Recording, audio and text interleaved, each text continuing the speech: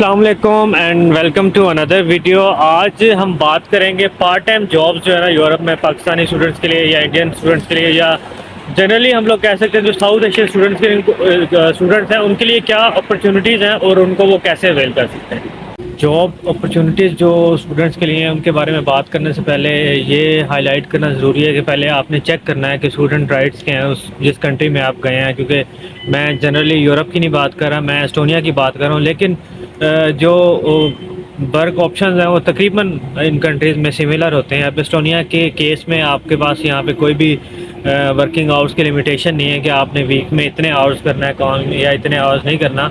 Germany वगैरह या बाकी कंट्रीज़, काफ़ी कंट्रीज़ में जो है ना ये लिमिटेशन भी होती हैं। तो एस्टोनिया जैसे छोटे कंट्री का आपको फ़ायदा ये भी है कि यहाँ पे आप जितना मर्ज़ी काम करना चाहें कर सकते हैं। बाकी कंट्रीज जिनमें लिमिटेशंस होती हैं वहाँ पे भी लोग करते हैं, लेकिन फिर उनको जो है ना जो ऑर्ली रेट है उससे उनको सैलरी जो है ना कम दी जाती है, मतलब उनको कैश पे ट्रांजैक्शन वगैरह की जाती हैं। तो सबसे पहले तो आपने ये चेक करना है कि यार जिस कंट्री में आप गए हैं उसमें क्या ऑप्शंस हैं आपके पास, आप कितने घंटे वीकली जो है ना काम कर सकते हैं। और सेकेंडली ये है कि अगर आप एक नॉन इंग्लिश स्पीकिंग कंट्री में गए हैं, जिस तरह एस्टोनिया में यहाँ एस्टोनियन बोली जाती है या रशियन बोली जाती है, यहाँ पे जितने भी जॉब के प्लेटफॉर्म्स हैं, लिंक्डइन हो गया या इनका एक CV कैसकर से एक प्लेटफॉर्म है, उन पे जो जॉब्स आती हैं प्रेफरेंस उन लोगों को दी जाती है जिनको एस्टोनियन और रशियन आती है। और ये सेम चीज़ अप्लाई होती है रेस्टोरेंट में भी या और जितनी सर्विस बेस्ड जो जॉब्स होती हैं औरली उन पे आपको अगर लोकल लैंग्वेज आती है तो आपको बड़ा एज मिल जाता है। तो कोशिश करें, अगर आप एक नॉन इंग्लिश स्पीकिंग कंट्री में हैं तो उनकी जो लोकल लैंग्वेज है उसको सीखने की कोशिश करें, क्योंकि वो सीखने के बाद आप लोकल्स के बराबर ही समझे जाते हैं, क्योंकि जो ऑप्शंस उनके लिए अवेलेबल होते हैं वो तकरीबन फिर आपके लिए भी अवेलेबल होते हैं, क्योंकि आपको सिर्फ लैंग्वेज उनसे डिफ्रेंशिएट कर रही होती है। आप एक मशहूर ब्लॉगर हैं अबरार भाई जो बाइकर हैं, वो भी अपनी स्टोरी सुनाते हैं कि वो जर्मनी जाते ही उन्होंने सबसे पहले लैंग्वेज सीखी और लैंग्वेज के बाद उनको अपनी यूनिवर्सिटी में ये प्रोफेसर के साथ जो है ना वो असिस्टेंट की आई थिंक इस तरह की कोई जॉब जो है मिल गई। तो यहाँ भी आपको अपनी यूनिवर्सिटी में भी इंटर्नशिप की अपॉर्चुनिटी मिल जाती है पेड, या और भी काफ़ी जगहों पे लैंग्वेज की वजह से जो है ना ऑप्शन अच्छे मिल जाते हैं। तो भाई लैंग्वेज जो है ना करनी बड़ी ज़रूरी है। उसके बाद क्योंकि लैंग्वेज आप नहीं करेंगे तो आप बहुत लिमिटेड सी कामों के लिए रह जाते हैं, डिलीवरी होगी, टैक्सी होगी, इस तरह के। लेकिन लैंग्वेज करके आप उनके साथ असिमिलेट हो जाते हैं। जो काम मतलब एक लोकल बंदा कर सकता है वो आप भी कर सकते हैं, क्योंकि आप उनकी लैंग्वेज जो है ना अंडरस्टैंड करते हैं। अभी ये है कि पीछे आपको नज़र आ रहा होगा ओल्ड टाउन, इसमें आपको टूर करवाते हैं, हल्के फुल्के रेस्टोरेंट्स वगैरह वो दिखाते हैं और बताते हैं कि कौन से काम जो है ना वो आप माइंड में रख सकते हैं, उसके आपको औरली क्या जो है ना स्टाइपेंड मिलेगा, एटसेट्रा एटसेट्रा। ये साइकिल आप देख रहे हैं साथ, ये बैग जो ये डिलीवरी बैग का जो सबसे कॉमन यहाँ पे जॉब्स हैं वो डिलीवरी की जॉब्स हैं, और जो सबसे इजी हैं स्टार्ट करने के लिए। ये लोग गाड़ियों पे भी करते हैं, स्कूटीज़ पे भी करते हैं, तो वो भी आपको कुछ स्कूटीज़ भी दिखाते हैं। इसमें इजी सीन ये है कि आप अगर साइकिल अपनी लेना चाहते हैं मैनुअल तो वो आपको मिलेगी तकरीबन 250 से 300 यूरो की। लेकिन यहाँ पे ट्रेंड है इलेक्ट्रिक साइकिल का भी, उस पर डिलीवरी जो है ना काफ़ी ईजी हो जाती है। इलेक्ट्रिक साइकिल जो है वो आपको मिल जाती है तकरीबन 1200 या 1250 यूरो में पड़ जाती है, और वो तकरीबन एक चार्ज के साथ 100 किलोमीटर जो है ना वो कर लेती है, मतलब आपका सारा दिन गुजर जाता है। और अगर आप वो भी नहीं करना चाहते तो आप जो साइकिल्स हैं वो रेंट भी कर सकते हैं। रेंट अगर आप इलेक्ट्रिक साइकिल कर रहे हैं तो वो तकरीबन आपको 10 यूरोस पर डे में जो है ना मिल जाती है। उसके बाद जो है ना स्कूटीज़ जो है वो भी इसी तरह 10 यूरो 12 यूरो जो है ना उसकी आप रेंट आउट कर सकते हैं। इसमें दिल्ली का ये सीन है कि 3 यूरो जो है ना आपको तकरीबन एक डिलीवरी के मिलते हैं, और शुरू में तो नहीं, लेकिन आहिस्ता आहिस्ता जब आपकी प्रैक्टिस हो जाए और आपको सिस्टम वगैरह रास्ते वगैरह समझ आ जाए तो आप 1 घंटे में 3 एक डिलीवरियाँ जो है ना कर लेते हैं। तो इसका मतलब है आप दिन में अगर वो डिपेंड करता है आप पे, जितना आप काम करें उतना आप जो है ना डिलीवरी से कमा सकते हैं। तो ये फर्स्ट ऑप्शन है और एक काफ़ी ज़्यादा यूज्ड ऑप्शन है जो नए स्टूडेंट्स आते हैं या नए लोग जो आते हैं इधर काम के लिए। यहाँ भी आपको नज़र आ रहे होंगे लोग जो फूड बैग्स के साथ, और स्कूटी भी खड़ी नज़र आ रही है, साइकिल भी खड़ी हुई है। मैकडॉनल्ड के बाहर अपने जो है ना ऑर्डर का वेट कर रहे हैं। तो डिलीवरी जॉब अगर आप फुल टाइम कर रहे हैं तो आप 50+ यूरो जो है ना वो कमा सकते हैं। ये डिपेंड करता है कि आप कितनी देर काम करते हैं, लेकिन न्यू स्टूडेंट्स के लिए फुल टाइम काम करना जो होता है वो बहुत मुश्किल होता है, इसलिए ऑब्वियसली वो पार्ट टाइम ही करते हैं या वीकेंड्स पे ही फुल टाइम करते हैं।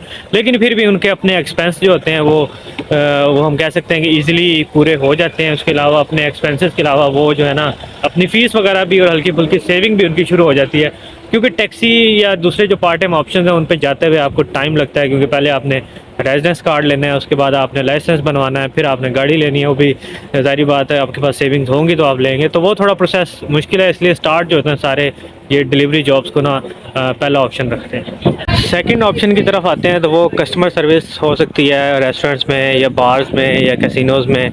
अब ये मैं ओल्ड टाउन के मेन बाज़ार जो उनकी स्ट्रीट है उसमें घूम रहा हूँ, तो मुझे आपको दोनों साइड पे जो है ना देख सकते हैं कि ये ज़्यादातर रेस्टोरेंट्स ही हैं या बार्स ही हैं जिनमें काम जो है वेटर्स का भी मिल जाता है। ये काम जो है ज़्यादातर जो है ना गर्ल्स के लिए अच्छा ऑप्शन है। वो जो है ना वो डिश वॉशिंग की भी कर सकती हैं, किचन में भी कर सकते हैं और रिसेप्शनिस्ट भी कर सकते हैं, और जो लड़के हैं वो भी करते हैं। तो मतलब अगर आप ओल्ड टाउन का ही एक राउंड लगा लें और हर किसी से इंक्वायर कर लें तो लाइकली यही है कि आपको काम जो है ना मिल जाएगा। उसके बाद ये है कि पाकिस्तानी और इंडियन रेस्टोरेंट्स भी हैं, वहाँ भी आप जा सकते हैं, वहाँ भी आपको काम मिल सकता है। या अगर आपका कोई जानने वाला है तो आपको अपने रेफरेंस के बेस पे भी काम मिल सकता है, और शुरू में लोग जो है काफ़ी ये काम करते हैं। और यहाँ पे एक अच्छी बात ये है कि यहाँ पे लोग आपको आपके काम की वजह से जज नहीं करते, क्योंकि इन लोगों के लिए ये नॉर्मल है कोई भी काम करना, और जो सैलरी होती है वो भी इतनी कम नहीं होती, क्योंकि वैसे तो क्योंकि न्यू स्टूडेंट्स को 5 यूरो से लेकर 6 यूरो तक पर आवर जो है ना वो मिलते हैं। अगर वो दिन को 10 घंटे या 8 घंटे भी काम कर रहे हैं तो वो तकरीबन जो है ना 50 यूरो जो है ना पर डे का बना लेते हैं। दूसरा इस काम का फ़ायदा ये होता है, फॉर एग्ज़ाम्पल अगर आपको किचन में कहीं काम मिल गया है, पिज़्ज़ा कोई शॉप है या और कोई ऐसी चीज़ है जो यूनिक है, तो आप वो एक स्किल भी आप सीख जाते हैं जिसको आप बाद में यूटिलाइज़ कर सकते हैं। क्योंकि यहाँ पे काफ़ी लोगों ने इसी तरह रेस्टोरेंट्स में काम करने के बाद उस काम को जो है ना अपना जो बिज़नेस यहाँ स्टार्ट कर लिया, क्योंकि रेस्टोरेंट जो है वो ओपन करना तो शायद थोड़ा डिफ़िकल्ट है, लेकिन आप कंटेनर जो है कुछ जगह पे ना रख सकते हैं गवर्नमेंट को टैक्स पे करके, और अपना मिनी रेस्टोरेंट टाइप जो है ना वो ओपन कर सकते हैं। लेकिन यहाँ भी इस काम फॉर एग्ज़ाम्पल अगर रेस्टोरेंट जो है आपको अगर लोकल लैंग्वेज आती है तो आपको प्रेफरेंस देंगे, इसलिए सबसे ज़्यादा ज़रूरी जो है ना आते ही जो है ना लोकल लैंग्वेज सीखना बड़ा ज़रूरी है। और जैसे मैं कह रहा था कि यहाँ पे किसी काम में भी ये शर्मिंदगी नहीं महसूस करते या कि ये काम मेरे लायक नहीं है, क्योंकि अगर आप समर्स में, क्योंकि हमारा तो ये समर यहाँ पे नहीं आया, हम तो अगला समर ही देखेंगे। ये तो हमें यहाँ सीनियर्स बता रहे थे कि यहाँ पे लोकल जो है ना आपको डिलीवरी जॉब्स भी बाकी भी हर जगह जो है ना काम करते नज़र आएंगे, क्योंकि यहाँ पे स्टूडेंट्स के लिए भी समर में काम करना नॉर्मल है, उनकी थोड़ी बहुत सेविंग जो है ना वो हो जाती है। मौसम ऑलरेडी काफ़ी खुशगवार था, लेकिन ये है कि अब हल्की फुल्की जो है ना बूंदाबांदी भी स्टार्ट हो गई है। मैं ओल्ड टाउन में ही आगे आया हूँ, तो ये सामने आपको जो नज़र आ रहा है ये टाउन हॉल है टलिन का।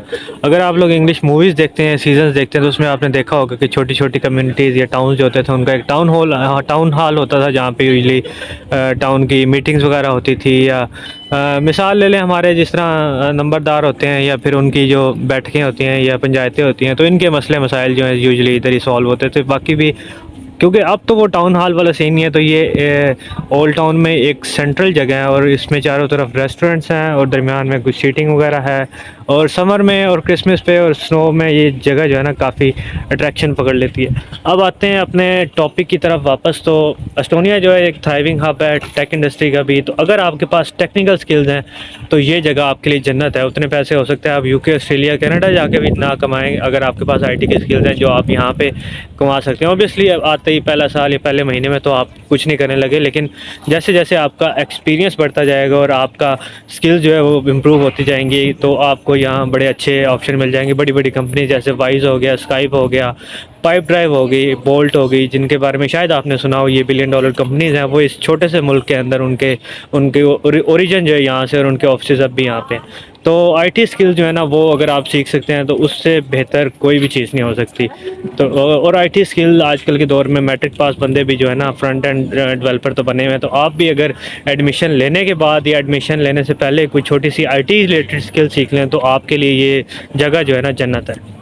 ओल्ड टाउन के अंदर ही आगे एक जगह पे ये एक पुराने ज़माने का जो है ना वेल लगा हुआ है। ऑब्वियसली उन वक्तों में जो है ना इसकी बड़ी इंपॉर्टेंस होती थी, और अब तो इसको इन्होंने सील किया हुआ है, लेकिन वही स्ट्रक्चर जो है ना अभी तक प्रिजर्व किया हुआ है। बाकी भी अगर आप ये देखें, स्ट्रीट को देखें या आप दूसरी स्ट्रीट को देखें, तो वही पुराना रशियन और आर्किटेक्चर जो है ना आपको देखने को मिलेगा। तो उसके अलावा ये है कि आजकल पाकिस्तान में कॉल सेंटर की जॉब्स जो हैं वो काफ़ी ज़्यादा जो है ना एक ट्रेंड बना हुआ है। काफ़ी लोग जो है ना स्टूडेंट्स ग्रेजुएशन के दौरान और ग्रेजुएशन के बाद भी कॉल सेंटर्स की जॉब जो है ना वो करते हैं। वो काम जो है ना वो भी आप यहाँ पे कर सकते हैं, क्योंकि यहाँ पे काफ़ी ज़्यादा जो है ना वर्ल्ड क्लास कंपनीज़ हैं, तो वो अपनी कस्टमर सपोर्ट में जो है ना काफ़ी लोगों को हायर करती हैं, स्पेशली जिनको इंग्लिश लैंग्वेज जो है ना वो आती हो। तो इसको भी आप कंसिडर कर सकते हैं। और जितनी भी जॉब्स जो मैं आपको ऑफिस बेस बता रहा हूँ उसमें आपको जो, क्योंकि यहाँ मिनिमम वेज जो है पर आवर जो 6 यूरोज़ है वो मिलेगी, वो आपका स्टार्टिंग होगा। और आहिस्ता आहिस्ता ऑब्वियसली आप जो है ना उससे ऊपर जाते जाएंगे जिस तरह आपका एक्सपीरियंस बढ़ता जाएगा और जैसे जैसे आप की एक्सपर्टीज़ जो है ना वो बढ़ती जाएंगी।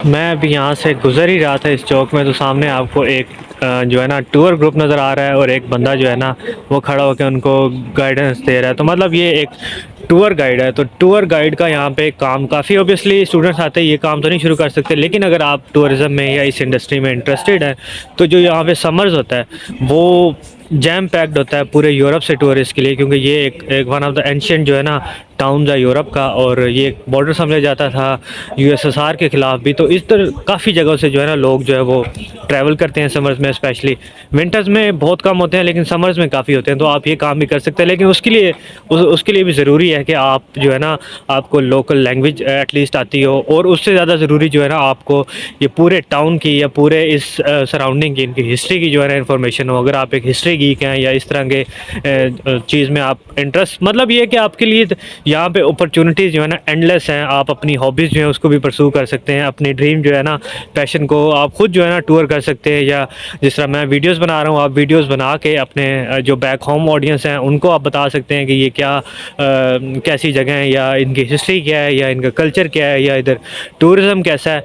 तो और काफ़ी ज़्यादा लोग जो हैं इधर आने के बाद जो है ना वो कंसल्टेशन भी प्रोवाइड करते हैं लोगों को वीज़ा के लिए, स्पेशली स्टूडेंट्स के लिए, कि क्या प्रोसेस उन्होंने यूज़ किया, क्या प्रोसेस स्टूडेंट्स यूज़ करके यहाँ आ सकते हैं। तो कहने का मकसद ये है कि वीडियो बनाने का मकसद ये है कि यहाँ पे आपके लिए एंडलेस ऑप्शंस हैं। जो आपको यहाँ पे कहे ना कि यार हम तो मर गए, ये हालात बहुत ख़राब हैं, हालात बहुत टाइट हैं, तो सबसे पहले आपने उससे पूछना है कि भाई हालात अगर इतने ख़राब हैं तो आप कब वापस आ रहे हैं, क्योंकि हालात इतने ख़राब जो हैं तो यहाँ पे हालात ख़राब बिल्कुल भी नहीं हैं। लेकिन कोशिश करें कि आप आएँ तो आप कोई ना कोई जो है ना स्किल लेके आएँ, ये ना हो कि आप बग़ैर किसी स्किल के आ जाएंगे यार वहाँ जाएंगे और देखा जाएगा। क्योंकि जो लोग स्किल्ड हैं, और क्योंकि आपने एक अगर एज ए स्टूडेंट आ रहे हैं तो आपके पास एक क्लियर प्लान होना चाहिए। ये नहीं कि कोई भी जॉब मिल गई वो कर लूँगा, वो छोड़ूंगा तो अगली कर लूँगा, क्योंकि आपने ग्रेजुएशन के बाद का भी एक प्लान रखना है कि सारी ज़िंदगी आपने ये पार्ट टाइम जॉब्स नहीं करनी है, डिलीवरी नहीं करनी है, टैक्सी नहीं चलानी। आपके पास एक जॉब होनी चाहिए जो 4 साल बाद 5 साल बाद आपको $10,000 $8,000 उधर तक पहुंचना यहाँ को मुश्किल नहीं है 7-8 साल के या 4-5 साल के एक्सपीरियंस के बाद। तो एक प्लान लेके आएँ, एक स्किल लेके आएँ, एक डायरेक्शन लेके आएँ कि यार मैं वहाँ जाऊँगा, वहाँ ये करूँगा। यहाँ जो है ना एस्टोनिया आईटी का हब है, आईटी की कोई स्किल लेके आएँ, या इवन आप अगर आप रेस्टोरेंट इंडस्ट्री में काम करना चाहते हैं, आप अच्छे शेफ़ हैं तो आप जो है ना यहाँ पे सुशी के ये लोग काफ़ी दीवाने हैं। आप सुशी बनाना सीख के आए, मतलब आपने प्रॉपर जो है ना रिसर्च करने के बाद आना है। तो मिलते हैं इंशाल्लाह कल आपको एक नई वीडियो के साथ। आज के लिए अल्लाह हाफ़िज़। अपना फ़ीडबैक देना ना भूलिएगा और सब्सक्राइब करना ना भूलिएगा।